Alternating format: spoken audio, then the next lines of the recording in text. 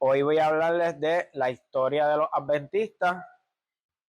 Fue establecida formalmente en el 1863. En Michigan, Estados Unidos, está presente la iglesia adventista en 213 países y territorios y cuenta con más de 21 millones de seguidores, de miembros. ¿De dónde surgió? Del movimiento millerita. Es una persona que se llama William Miller.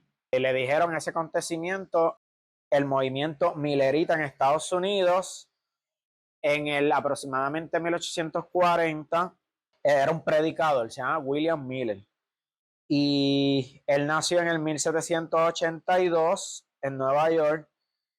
Su madre era bautista y al comenzar a estudiar la Biblia, cuando estaba estudiando las profecías en el libro de Daniel, capítulo 8, versículo 14, donde dice hasta 2300 tardes y mañanas. Luego el santuario será purificado.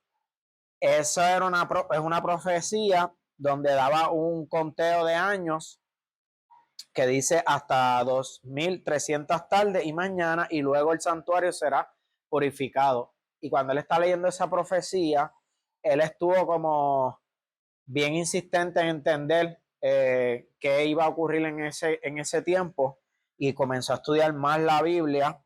Y William Miller creía que la limpieza del santuario, que dice ese pasaje, representaba la destrucción de la tierra por fuego en la segunda venida de Cristo.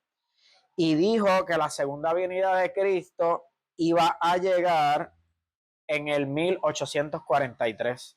A este movimiento se le unieron diferentes creyentes de diferentes denominaciones, como bautistas, presbiterianos, metodistas y campbelitas. Al no ocurrir, hizo otro estudio ese año, en el 1843, no vino Jesús. Y él hizo otro estudio porque él no dio fecha exacta, sino años. Y él hizo otro estudio y dijo que sería un año después, en el 22 de octubre del 1844. Este carismático y ferviente predicador, al dar una fecha exacta, atrajo a más personas, y muchos, convencidos de lo que ocurriría, comenzaron a vender sus propiedades.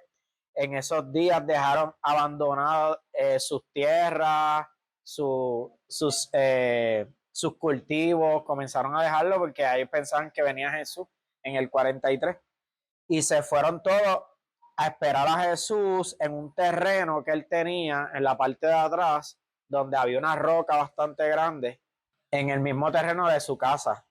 Cuando el evento no ocurrió, se fueron muy tristes, decepcionados, llorando a sus casas. Hubo una persona que se enfermó hasta 3 días de él. Eso es una depresión o algo que le dio. O sea, que ese acontecimiento fue muy fuerte para ellos, impactante. Luego de eso comenzaron a dividirse por conflictos de diferentes interpretaciones, diferentes doctrinas, y entre una de ellas estaba la doctrina del sábado.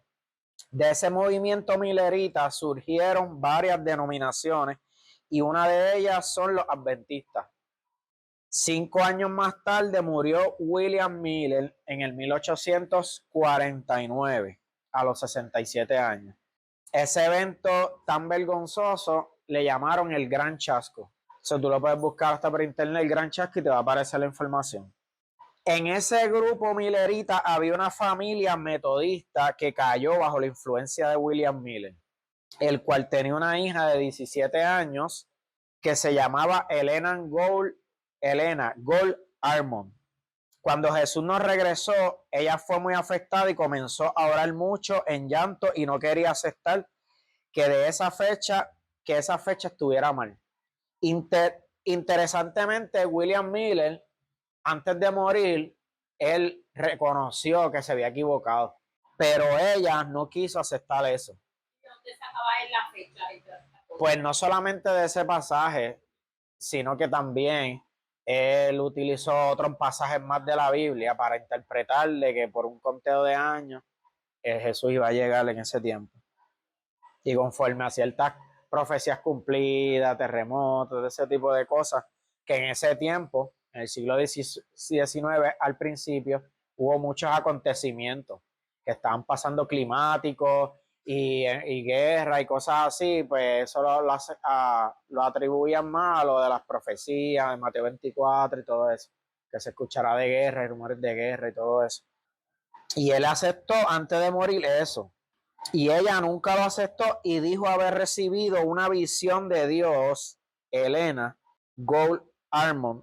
Ella dijo que recibió una visión de Dios, la primera de muchas que tuvo.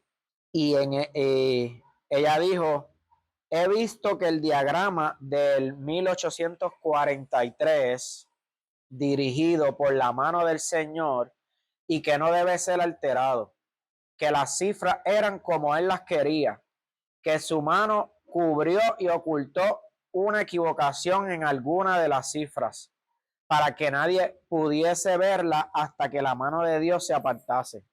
Eso es una cita que ella dio en los primeros escritos, en la página 74. Ella dijo que esa cifra Dios las quiso así, pero que la mano de él ocultó eso. Mira eso, prácticamente le está echando la culpa a Dios.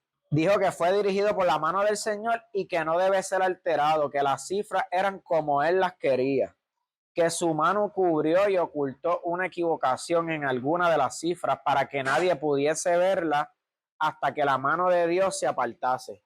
Prácticamente le echó la culpa, o sea, no se equivocó William Miller, pero entonces parece que ya dice que Dios fue el que dirigió eso, prácticamente lo que está diciendo ahí. Imagínate el orgullo que puede llegar a alguien de no reconocer que se equivocaron, porque el mismo William Miller sí lo aceptó. Nunca quiso aceptar ese error y dijo que así mismo lo quiso Dios y que él mismo ocultó la equivocación. La rectificación del año del 1843 la arreglaron para el 1844 y esa fecha se convirtió en el fundamento de muchas doctrinas centrales que la siguen enseñando hasta la actualidad. Esa fecha es una fecha clave, 1844. Es clave para el adventismo. Hasta el día de hoy todavía siguen sosteniendo algunas doctrinas de ellos y los vamos a ver más adelante, que el 1844 para ellos es crucial. Y a los 9 años a ella una amiga le tiró una piedra y le dio por la nariz, le desfiguró la nariz, ella estuvo inconsciente por semanas y después de eso que se recuperó ella estuvo bien enferma, ella era bien enfermiza. Entonces ella 2 años después de ese acontecimiento que no ocurrió en el 1844, 2 años después, a los 19 años, ella se casó con otro seguidor de Miller que se llamaba James White y su nombre cambió al de Helena G. White. O sea que en realidad fue que el apellido de ella cambió cuando se casó con él. Como afirmaba poseer el espíritu de profecía, se convirtió en la figura de autoridad absoluta del pequeño grupo que le seguía. Ella aseguraba que era el espíritu de profecía, que eso habla en Apocalipsis, habla del espíritu de profecía. Ella se asumió ese rol de que supuestamente ella era el espíritu de profecía. Sus escritos crecieron hasta 17 veces más extenso que la misma Biblia entera. De tanto que ella escribió, sus escritos fueron hasta 17 veces más grandes que la Biblia. Sus seguidores debían referirse a estos 5,000 artículos, 49 libros que escribió y 55,000 páginas que escribió y considerarlo tan inspirados como la Biblia a través de la pluma inspirada de Elena White. Mira el nivel que llegó de supuesta revelación que ellos tenían, que aceptarlo como tan inspirado como la misma Biblia, por la pluma inspirada de ella. Hasta hoy las publicaciones oficiales de la iglesia han visto sus escritos como la última palabra sobre la doctrina. El libro de las 27 doctrinas adventistas declara que la Biblia es la fuente autoritativa, pero también dice que sus escritos, los de Elena White, son una fuente de verdad continua y autoritativa. bajo el don de profecía. O sea que ellos lo consideran tan inspirado como la misma Biblia, porque lo dice en el mismo libro de las 27 doctrinas de ellos. Si hablas con cualquier adventista, ellos van a negar eso, pero la realidad es que esas son sus enseñanzas. Para que uno no le trate de refutar con la misma Biblia. Ella afirmaba que un ángel se acercaba a su cama cerca de una silla que tenía en su habitación y le daba los mensajes. Dice en el libro de las creencias de los adventistas que tuvo más de 2000 visiones. Los adventistas consideran a Elena White como el espíritu de profecía, escrito en Apocalipsis 19:10, donde dice, porque el testimonio de Jesús es el espíritu de la profecía. En Apocalipsis 19:10 dice, porque el testimonio de Jesús es el espíritu de la profecía. Pero que ahí está hablando de las profecías del Antiguo Testamento que están destinadas a revelar a Cristo. Y la predicación del Nuevo Testamento del Evangelio del Nuevo Testamento que se refiere a Jesucristo. O sea que ese espíritu de profecía se refiere tanto en el Antiguo Testamento, la revelación completa viene con Jesucristo, y en el Nuevo Testamento el Evangelio de Jesucristo, ese es el espíritu de la profecía, pero ellos se lo revelan a ella. Elena murió a los 87 años en California en 1915. Y voy a hablar de algunas falsas profecías de ella. Porque si yo digo que tiene tantos escritos y tanta revelación y que tuvo como más de 2000 visiones, pues puede ser intrigante porque uno dice, pues entonces parece que era una profeta y escribió tanto. Pero vamos a comprobarlo conforme a la Biblia porque se supone que una profecía que venga de Dios no puede fallar. Todos sus escritos están llenos de visiones y profecías. En la palabra de Dios dice de los profetas en Deuteronomio 18:21, y si dijeres en tu corazón, ¿cómo conoceremos la palabra que Jehová no ha hablado? Si el profeta hablara en nombre de Jehová y no se cumpliere lo que dijo, ni aconteciere, es palabra que Jehová no ha hablado. Con presunción la habló el tal profeta, no tengas temor de él. Que ¿cómo podemos saber si la palabra que venga de un profeta viene de Dios? Si no se cumple, dice Dios en Deuteronomio capítulo 18, que no tengas temor de él porque es palabra que Jehová nos envió. Viendo que algunas personas se cuestionaban por qué Jesús no vino en la fecha dada en el 1844, Elena en el 1900, 15 años antes de morir, escribió en un libro, en Testimonios, tomo 6, página 450, si el propósito de Dios hubiese sido llevado a cabo por su pueblo, dado al mundo el mensaje de misericordia, Cristo habría venido a la tierra antes de esto.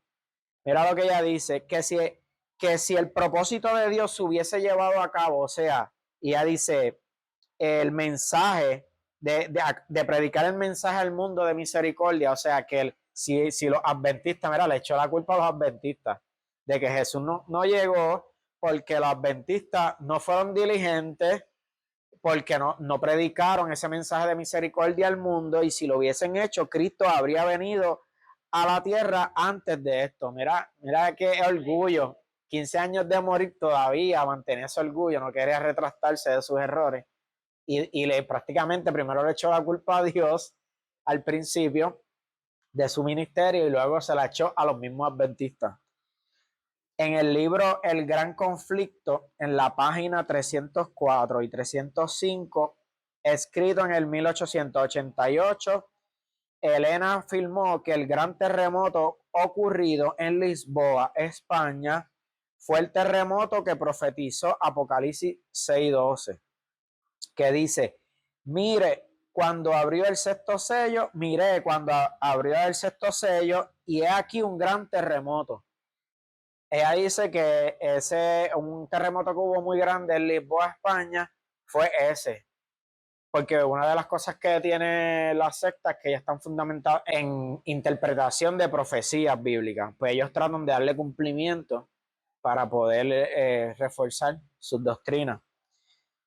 Y dice que ese terremoto fue el más terrible registrado jamás, porque murieron aproximadamente 90,000 personas. Pero lo que ella no sabía es que antes de ese terremoto hubo muchos terremotos más fuertes. Pero en ese tiempo no había internet, ni Google, ni nada de eso, pues la gente lo creía porque no podía buscar información. Ella dice, ese terremoto fue para los 1800 y pico. Pero en el 1200 hubo un terremoto en Egipto que murieron 100,000 personas. En el que ella dice murieron 90,000 personas. Pero hubo uno en el 1201 en Egipto que murieron 100,000, o sea que ese fue más grande. En el 1556 hubo otro en China que murieron 830,000, muchísimo más, porque ya dijo que murieron 90,000 en el de Lisboa. O sea que eso que ella profetizó era erróneo. En Japón hubo uno en el 1703 que murieron 200,000 personas. En el 1737 en India otro que murieron 300,000. Eso fue antes del que ella profetizó. En los primeros escritos, en la página 75, ella dijo, también vi que la vieja Jerusalén nunca será edificada. Y ella dice en ese libro, en los primeros escritos, en la página 75, que la vieja Jerusalén nunca iba a ser reedificada nuevamente. Pero se equivocó porque en el 1948, en las Naciones Unidas, nombraron a Jerusalén como una nación. Entonces, sí fue edificada en 1948 y otra vez ya se confundió en otra profecía. En el libro Spiritual Gift, volumen 2, página 208, dice que en mayo, dice, eso fue en el 1856, dice que en una iglesia en Michigan que ella predicó, dice, vi que algunos de los presentes serán transportados al cielo en la segunda venida de Jesucristo sin ver muerte. Ella estaba predicando y ella dijo que ella vio que de los que estaban presentes, algunos iban a ser transportados al cielo la segunda venida de Cristo sin ver la muerte. Y eso fue, ella dijo eso en esa revista en el 1856. Y pues todas esas personas murieron y nunca pasó eso, así que también se equivocó ahí. También dijo que viajó sobre alas a varios mundos que estaban llenos de habitantes diferentes. Dijo que vio a Enoch en uno de esos mundos, en uno de esos viajes. Eso fue en Primeros Escritos, página 39.3. En el libro Spiritual Gift, volumen 3, página 75, dice que algunas razas de hombres y animales eran producto de relaciones entre hombres y animales. Ella le llamaba amalgamación. Y cito de ese libro. Desde el diluvio ha habido amalgamación de hombres y bestias, como puede verse en la variedad casi interminable de especies, animales y en ciertas razas de hombres. Dice que desde el diluvio, o sea, quiere decir que ahí en esa arca o después del arca, pues hombres se tuvieron relaciones con animales y que por esa razón hubo especies que salieron. A lo mejor le quería dar alguna interpretación, a lo mejor quería asumir contra cómo hubo tantos animales, tantas especies que hay en esa arca, y a lo mejor pues dándole interpretaciones, ella dice eso. Y también se refiere a otras personas de otros colores y eso. ¿Sabes? Porque no solamente dijo que en especies, sino que también en seres humanos. Por las muchas falsas profecías, parece que muchos en ocasiones llegaron a dudar de ella, pero rápido ella, al ver alguna situación que ocurría en la iglesia, ella lo resolvía con una visión y los mantenía controlados. Pero por esa razón quedaban al descubierto que los adventistas siguen a un ser humano y no a Jesús. Porque ellos con las profecías que ella daba, ella lo resolvía todo con una profecía de que Dios me dijo o tuvo una visión, porque para ellos ella era el profeta de Dios escogido para dirigirlos. O sea que sin seguir sus doctrinas no hay salvación, porque si ella es parte de esa profecía continua, como ella es el espíritu de profecía, pues sin las profecías de ella, sin no creerlas, pues no puede haber salvación, porque estarían yéndose en contra de los mandatos de Dios. En el libro Testimonios de Elena de White, volumen 5, página 661, dice: cuando yo les envío un testimonio de advertencia o reproche, muchos de ustedes declaran que es meramente la opinión de la hermana White. Ustedes, por lo tanto, han insultado al Espíritu de Dios. Mira cómo ella, cuando ve que están dudando, ella los amenazaba así como de que están insultando al Espíritu de Dios. Mira qué blasfemia. En la revista The Advent Review and Herald, en octubre 4 del 1928, 13 años después de su muerte, dice: los adventistas del séptimo día mantienen que Elena White ofició como un verdadero profeta durante los 71 años de su ministerio público. Como Samuel fue un profeta, como Juan el Bautista, de esa forma creemos que la señora White fue un profeta para la iglesia de Cristo hoy. Hasta el día de hoy no han cambiado esa opinión, quiere decir que nunca han desmentido eso, siguen creyendo eso todavía hasta el día de hoy. Los adventistas usan la misma Biblia para defender a su falsa profeta. Por ejemplo, usan el argumento de Éxodo 6, donde Dios le promete a su pueblo por medio de Moisés de que los sacaría de Egipto, le daría la tierra prometida. Luego los adventistas van a citar Números 14, donde habla de que por su desobediencia Dios retrasaría esa promesa y no dejaría entrar a la generación a la tierra prometida, y luego de entrar a la descendencia en 40 años o más. Que ellos utilizan ese pasaje de esos 6, de que Dios le dio esa promesa de que entrarían a Moisés, de que entraría el pueblo a la tierra de Canaán.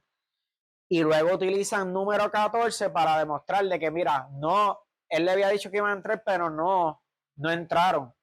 ¿Quiere decir que Moisés se equivocó por eso? ¿Fue un falso profeta por eso? No. Entonces, así como Moisés no fue un falso profeta, tampoco ella, porque pues Dios le cambió la profecía, pero no es así. Porque una, de que cuando Dios le dijo eso a Moisés de que entrarían a Canaán, él no le estaba dando años exactos.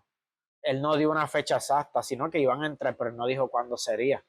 Entonces, no importa si pasaron 40, 100, 200, ellos entraron. Quiere decir que eso no fue una falsa profecía porque él no dio fecha. Y ellos utilizan la misma Biblia para torcerla, para tratar de justificar a la falsa profeta que es Elena. Ella escribió 49 libros y de esos 49 libros, más de 19 de ellos, ella plagió enseñanza de otros autores de libros sin darle el crédito. Mira hasta el nivel que llegó, pero en esos tiempos no es como ahora, que con internet se riega toda la información. Un libro, Bosquejos de la vida de Pablo, fue plagiado completamente. Ese sí que ni siquiera fue algunos pasajes, algunas páginas o algo, no. Ese lo plagió completo. Se llama Bosquejos de la Biblia, discúlpame, Bosquejos de la vida de Pablo. Y le resultó en una demanda que le hicieron y rápidamente dejaron de imprimir ese libro. Y la misma iglesia adventista salieron a defender esa situación y sacaron un libro llamado La Verdad Blanca. Y una de sus defensas era que como no había leyes de derechos de autor en ese tiempo, ella realmente no estaba violando la ley. Mira lo que ellos dijeron, que como en ese tiempo no había salido esa ley de derechos de autor, pues ella no estaba violando la ley, pero como quiera viene siendo lo mismo. Ella leía muchísimo y por eso tomaba muchísimas ideas de otros escritores. Hay muchos adventistas que siguen muchos de los consejos de dieta y la salud hasta el día de hoy, pero lo que ellos no saben es que ella tenía ideas muy conservadoras acerca del sexo opuesto. Y prácticamente eso todavía sigue hasta el día de hoy. Ellos siguen utilizando muchos libros que ella enseñó cosas de dieta y ellos siguen mucho esas enseñanzas de dieta. Pero lo que ellos no saben es que ella tenía una idea muy conservadora acerca del sexo opuesto.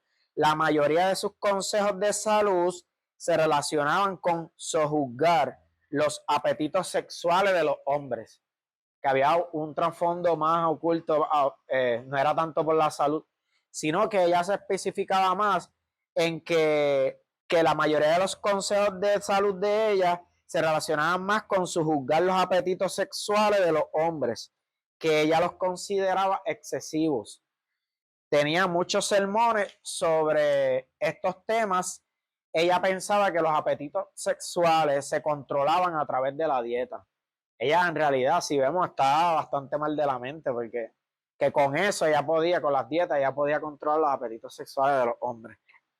En el libro, una apelación solemne, en la página 65 y 66, dice: en el pastel de frutas, los pasteles, o sea que son los bizcochos, las conservas y las carnes muy sazonadas con salsa crean una condición febril en el sistema e inflaman las pasiones animales. Hay que evitar los alimentos de origen animal y comer granos, verduras y frutas como parte de la dieta.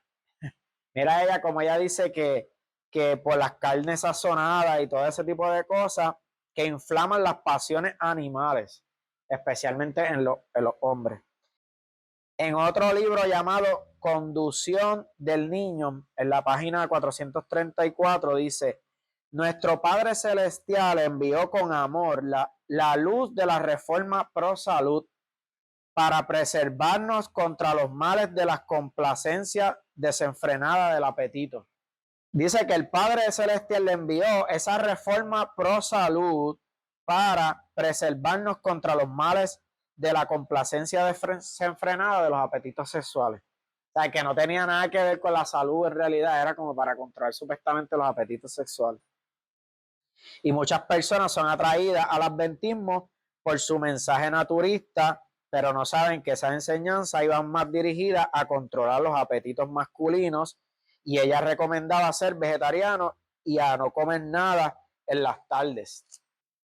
A las mujeres constantemente controlaba a sus seguidores recomendando ropa en específico y sus peinados. Hablando de pelucas y otros accesorios, dijo en un libro, El Reformador de la Salud, de octubre 1 del 1871, dijo, eso es acerca de las pelucas: el cabello artificial y las almohadillas que cubren la base del cerebro calientan y excitan los nervios espinales que se centran en el cerebro. En consecuencia, muchos han perdido la razón y se han vuelto completamente locas al seguir esta moda deformante. Sin embargo, las esclavas de la moda continuarán vistiendo así su cabeza y sufrirán horribles enfermedades y muerte prematura. Mira, está escrito. Eso es como a alguien que no estaba bien mentalmente. Ella dice que las personas que usaban pelucas sí van a tener muerte prematura y que sufrirían de horribles enfermedades. Tanto fue el control sobre sus seguidores que siguió creciendo cada vez más y llegó a anunciar que aquellos que no siguieran sus órdenes dietéticas quedarían atrás en la segunda venida de Cristo.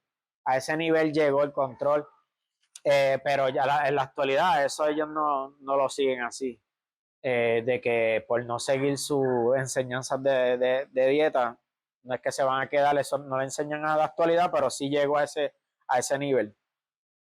Entonces, en el primer estudio, yo les había hablado del Evangelio Eterno, que yo no especifiqué en qué consistía esos 3 mensajes. Y ese Evangelio, y yo voy a hablar del primer mensaje de los ángeles. El Evangelio adventista, que es eterno, no es el que predicaron los apóstoles en un mensaje de los últimos tiempos, solamente predicados por ellos y revelados y predicados después del 1844. Y comienza con el primer mensaje del primer ángel de Apocalipsis 14:6, que dice, no lo tienen que buscar porque para avanzar. Vi volar por en medio del cielo a otro ángel que tenía el evangelio eterno para predicarlo a los moradores de la tierra, a toda nación, tribu, lengua y pueblo, diciendo a gran voz, temed a Dios y dadle gloria, porque la hora de su juicio ha llegado, y adorad a aquel que hizo el cielo y la tierra, el mar y las fuentes de las aguas. A ese primer mensaje le llamaron el juicio investigador. Si lo podemos leerlo muchas veces y realmente no se comprende ni bien, pero ellos le dieron una supuesta interpretación.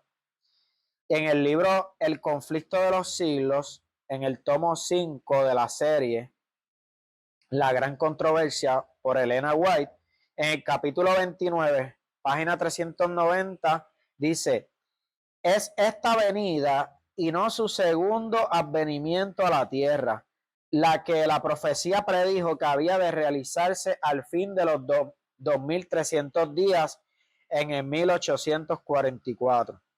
Acompañado por ángeles celestiales, nuestro gran sumo sacerdote entra en el lugar santísimo y allí en la presencia de Dios da principio a los últimos actos de su ministerio en beneficio del hombre, a saber, cumplir la obra del juicio y hacer expiación por todos aquellos que resulten tener derecho a ella.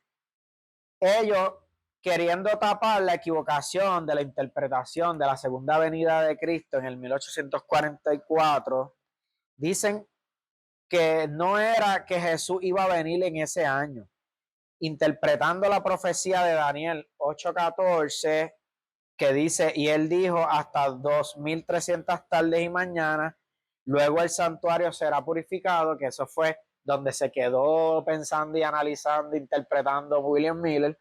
Pues como vemos que dice que después de esa fecha, de esos tiempos, luego el santuario iba a ser purificado, utilizando luego el santuario será purificado, interpretan que Jesús en esa fecha del 1844 pasó del lugar santo al lugar santísimo y comenzó a expiar los pecados de todos aquellos que resulten tener derecho a ella. O sea, ellos no aceptaron que Jesús no vino, pero dijeron, no, es que no fue que nos equivocamos que él iba a venir, pero lo que ocurrió, sí ocurrió algo en esa fecha, en el 1844, fue que, como vemos en el templo, había un lugar santo y un lugar santísimo. El lugar santísimo, ¿no? Vamos a suponer que aquí hay una cortina bien grande y ahí estaba el lugar santísimo. Pues ahí estaba la presencia de Dios y ahí estaba el arca y ahí solamente podía entrar el sacerdote una vez al año y estaba el lugar santo, el lugar santísimo. Pues ellos dicen que en esa fecha, en 1844, como dice la palabra, que se rasgó el velo, pues dicen que en esa fecha pasó Jesús del lugar santo al lugar santísimo y que ahí comenzó, sentó junto al Padre y comenzó a juzgar a las personas. Mira esa interpretación, que eso es antibíblica, pero mira hasta dónde llega el engaño del enemigo, la confusión. Al principio enseñaban que la expiación, y que en ese momento empezó a hacer juicio, empezó a expiar los pecados, o sea, a perdonar los pecados de las personas. Y al principio enseñaban que la expiación de los pecados era solamente a las personas ya muertas en Cristo. Ahora enseñan que comenzó a expiar los pecados de los muertos y vivos en Cristo. Que en la Biblia no enseña absolutamente nada de eso, que Jesús estaba en un lugar santo y pasó a un lugar santísimo, pero ellos así lo interpretan.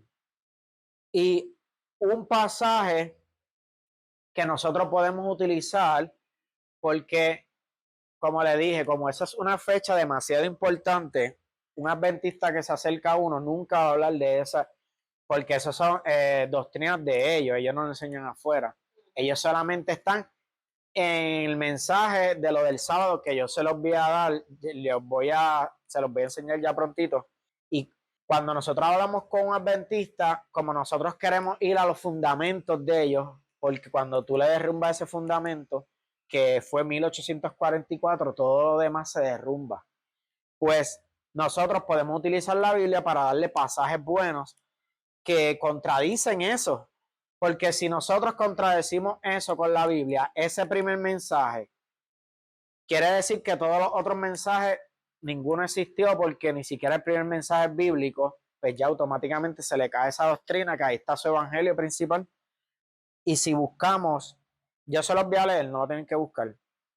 En Juan capítulo 13, versículo 1 al 4 dice: antes de la fiesta de la Pascua, sabiendo Jesús que su hora había llegado para que pasase de este mundo al Padre. Mira esto, dice que sabiendo que su hora había llegado para pasar de este mundo al Padre, o sea, no era 1844 años después que le iba a pasar al lado del Padre, como había amado a los suyos que estaban en el mundo, los amó hasta el fin. Y cuando cenaban, como el diablo ya había puesto en el corazón de Judas Iscariotes, hijo de Simón, que le entregase, sabiendo Jesús que el Padre le había dado todas las cosas y en las manos, y que había salido de Dios y a Dios iba, dice que él sabiendo que el Padre le había dado todas las cosas en las manos y que había salido de Dios y a Dios iba, o sea, después de morir y resucitar. No 1844 años después. Y en Primera de Pedro, capítulo 3, versículo 21, dice: el bautismo que corresponde a esto ahora nos salva, no quitando la inmundicia de la carne, sino como la aspiración de una buena conciencia hacia Dios, por la resurrección de Jesucristo, quien habiendo subido al cielo, está a la diestra de Dios, y a él están sujetos ángeles, autoridades y potestades. Dice el apóstol Pedro que él, habiendo subido al cielo, está, o sea, en el pasado, ya eso pasó. Él, habiendo subido al cielo, está sentado a la diestra de Dios. Nada más con ese pasaje, nada más con eso, uno refuta esa falsa enseñanza de que el juicio investigador fue el mensaje del primer ángel, en donde dice que Jesús pasó del lugar santo al lugar santísimo en el 1844 para comenzar a juzgar a las personas y hacer la expiación de los pecados. Eso es completamente algo antibíblico. Así que la misma Biblia refuta esa falsa doctrina. El segundo mensaje del ángel es la caída de la Gran Babilonia. En un escrito por el teólogo adventista Oscar S. Mendoza, que se titula ¿Qué es la proclamación del mensaje de los tres ángeles? En la página 78 dice del segundo mensaje de Apocalipsis 14:8, que no tienen que buscar, yo se los leo ahora rapidito, que es exactamente donde yo leí ahora, pero lo que le sigue, que sería el segundo mensaje, Apocalipsis 14:8. Otro ángel le siguió diciendo: ha caído Babilonia, la gran ciudad, porque ha hecho beber a todas las naciones del vino del furor de su fornicación. Y dice en ese mensaje, en ese texto escrito que dio este teólogo adventista, Oscar S. Mendoza, dice: este mensaje revela la caída de Babilonia apocalíptica. Esta caída incluirá, número 1, la condenación de este sistema político religioso, o sea, está refiriéndose a la Iglesia Católica, que este mensaje revela la caída de la Babilonia apocalíptica, la condenación de este sistema político religioso. Número 2, su caída doctrinal. Y dice: ¿cuándo sucedió aquella caída? Como que el texto no da a entender una fecha exacta, sin embargo, la declaración de su caída es el veredicto del juicio declarado en el versículo 7, mientras que el juicio investigador es para salvación de los santos. Este segundo mensaje es para la condenación de Babilonia. De esta manera, recordando que aquel juicio inició en el 1844, hay una estrecha relación entre Babilonia, su caída y el juicio investigador. Lo más probable, ellos están asumiendo, es que el mensaje del segundo ángel también inició en aquel año. O sea que él dice que probablemente desde esa fecha empezó la caída de la Gran Babilonia, probablemente. En resumen, este mensaje dice que la Gran Babilonia cayó. Se refiere al sistema religioso político, refiriéndose a la Iglesia Católica, que cayó. El problema es que en el texto de Apocalipsis 14 no solo que no habla nada de la Iglesia Católica, sino que también tienen el problema que aún la Iglesia Católica sigue en funcionamiento y engañando con sus falsas doctrinas. O sea que tienen el problema de que no ha ocurrido nada y por eso han tenido la confusión de que si cayó o aún esa caída es progresiva. Y de hecho en literaturas antiguas ellos mismos se contradicen porque al principio en una revista ellos dicen que ese juicio comenzó, esa caída comenzó desde 1844 y es progresiva. Y después dice, primero dijo que había caído, decían, y después empezaron a enseñar que no, que todavía, porque obviamente no ha caído, tú no sabes que todavía están engañando. Pero ellos dicen, no es que no ha caído, empezó desde esa fecha, pero es progresiva. Así cualquiera le da interpretaciones a la Biblia, pues, y lo cambiaron. Entonces, el mensaje del tercer ángel. En el libro citado en el segundo mensaje, en esa misma literatura del teólogo Oscar S. Mendoza, en la página 79, dice del tercer mensaje. La proclamación de este mensaje, vamos a leerlo un momento. Vamos a leerlo primero, ese evangelio, el tercer evangelio, que está ahí mismo en Apocalipsis 14:9. Y el tercer ángel lo siguió diciendo a gran voz: si alguno adora a la bestia y a su imagen, y recibe la marca en su frente o en su mano, él también beberá del vino de la ira de Dios, que ha sido vaciado puro en el cáliz de su ira, y será atormentado con fuego y azufre delante de los santos ángeles y del Cordero. Y el humo de su tormento sube por los siglos de los siglos, y no tienen reposo de día ni de noche los que adoran a la bestia y a su imagen, y nadie que recibe la marca, ni nadie que recibe la marca de su nombre. Mira eso, cuando nosotros leemos eso, no, ni siquiera podemos entender todas esas interpretaciones que ellos le dan, pero yo voy a leerle de ese libro que escribió ese teólogo. Dice del tercer mensaje: la proclamación de este mensaje tiene que ver con la marca de Dios y el sello de Dios y la advertencia de la caída de las plagas postreras. Esta profecía aún no se ha cumplido, pero sí tendrá su cumplimiento antes que finalice el tiempo de gracia. Por tanto, no se podría colocar fecha para el inicio de esta proclamación y su consumación, pero es recomendable declararla desde hoy y el tiempo del fin, con el objetivo de prevenir a los moradores de la tierra, o sea, todos nosotros. En conclusión, el momento cuando los dos primeros mensajes inician su proclamación en el 1844, en el caso del tercero, su clímax es aún futuro, porque se verá en la crisis final, el sellamiento y la lluvia tardía, pero es necesario prevenir. Eso está bien confuso. A esos simples pasajes ellos le añadieron esa interpretación y yo le voy a dar la interpretación de lo que ellos enseñan, porque también es complejo. De hecho, muchos ni ellos ni entienden bien. Ellos se refieren a la predicación del sábado, que el sábado es el sello de Dios y cuando venga la segunda venida de Jesucristo, los que estén guardando el primer día de la semana, que es domingo, serán marcados con la marca de la bestia. Ese es el sello, la marca de la bestia. O sea, que ellos enseñan que ese tercer mensaje es la predicación del cumplimiento del sábado. Por esa razón, es que cuando nosotros estudiamos la teología de ellos, podemos entender su pensamiento.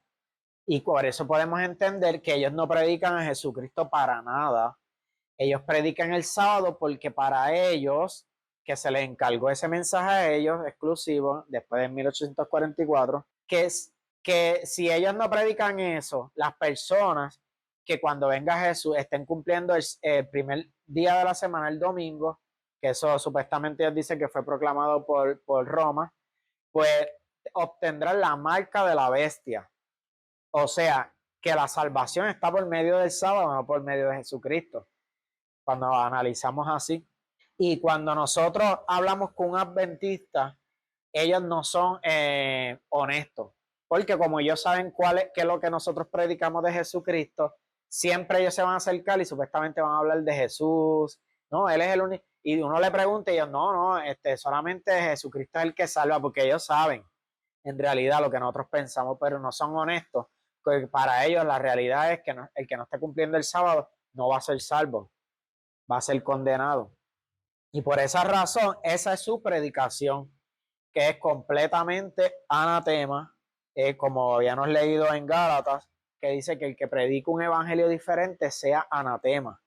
¿Por qué? Porque ese no fue el evangelio que nos predicaron, que nos enseñaron los apóstoles, que fue el evangelio de Jesucristo, la salvación por medio de Jesucristo. Y por esa razón, esa interpretación que ellos le dan del primer mensaje, supuestamente primer mensaje, que Jesús supuestamente se llama el juicio investigador, que en la realidad cuando uno habla con adventistas, cuando hablo con ellos automáticamente, no importa el tema que tú le toques, ellos te van a tratar de dirigir al sábado. Tú vas a terminar hablando del sábado con ellos, pero si después más adelante en otra clase yo le voy a estar dando estrategias de cómo conversar con todo tipo de personas de secta para llevarlo a lo que tú quieres llevarlo.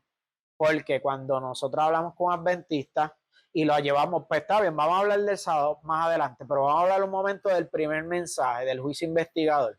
Si esto fue así, que Jesús pasó en esa fecha, o sea que en 1844 años, todas las personas se perdieron porque Dios no estaba haciendo juicio para expiar los pecados de la humanidad.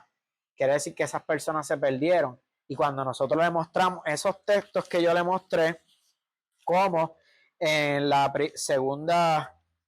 en la primera carta de Pedro, donde dice que ya, no me acuerdo si era la primera o la segunda, que dice que ya Jesús se sentó junto al Padre y desde ahí él está haciendo juicio. Bueno, no dice juicio. Vamos a leerlo bien porque no voy a hacer como ellos. Ajá, cuando en primera de Pedro, capítulo 3, versículo 21, dice que Jesús subió al cielo y está a la diestra de Dios y a él están sujetos ángeles, autoridades y potestades. O sea, que ya él subió al cielo y está a la diestra de Dios. O sea, que ya ahí se le cae automáticamente esa doctrina, la primera, la de juicio investigador. Y nada más con eso ya se cae todo lo demás, en realidad. Con eso podemos comprobar que ese evangelio no es bíblico, no es el que el Señor nos enseñó. Por eso que ella habla siempre de los 3 ángeles. Pues, ¿tú hablas con ellos, no? No. Sí, porque yo como que yo hablé.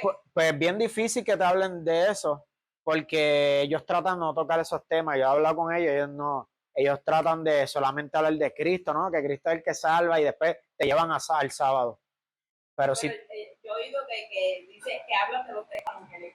Ok, sí, pero ellos casi no le hablan eso a las personas que quedan bien calladas. Cuando tú les hablas, no te quieren hablar de eso. Pues eso se lo enseñan a ellos allá. Y como es tan complejo, en realidad el primer mensaje del juicio investigador, prácticamente ni siquiera los adventistas lo conocen bien. Ellos ni lo conocen muy bien ni nada, porque en realidad eso no es bíblico. Ellos usan muchas profecías y muchas cosas de la palabra para justificar eso, pero eso es antibíblico. Yo le he dicho a adventistas, ¿me puedes probar? Porque con la Biblia esos mensajes, es más, cualquiera de los 3, con la Biblia no puede y no me lo pueden mostrar. Y pues hasta aquí voy a dejarle este estudio. Fue de la historia de la iglesia adventista y de las falsas doctrinas de Ellen White y del evangelio eterno, de la falsedad de esos 3 mensajes. Pero ya en los próximos estudios van a estar más interesantes, vamos a ir más doctrinas, a hablar más de las doctrinas. ¿Tienen alguna pregunta o algo que quieran añadir?